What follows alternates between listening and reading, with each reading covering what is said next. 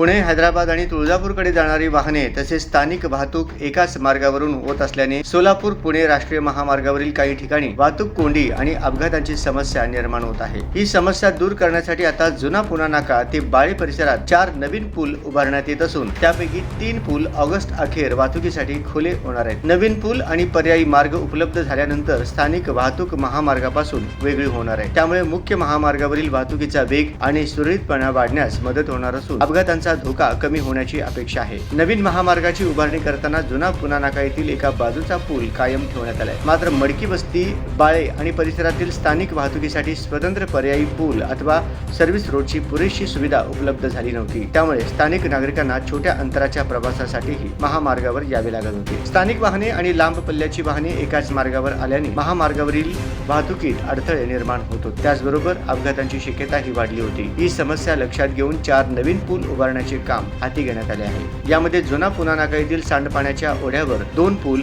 तर बाळेजवळील आदिला नदीवर दोन्ही बाजूंना 2 पूल असे एकूण 4 पूल उभारण्यात येत आहेत। या कामाची निविदा 16 मार्च 2024 रोजी प्रसिद्ध करण्यात आली होती। या 4 पुलांच्या उभारणीसाठी सुमारे 51 कोटी 57 लाख रुपये खर्च अपेक्षित आहे। 3 पूल ऑगस्ट अखेर वाहतुकीसाठी खुले झाल्यानंतर स्थानिक वाहतुकीला पर्यायी मार्ग उपलब्ध होणार असून सोलापूर पुणे राष्ट्रीय महामार्गावरील वाहतूक कोंडीची समस्या मोठ्या प्रमाणात कमी होण्याची शक्यता आहे।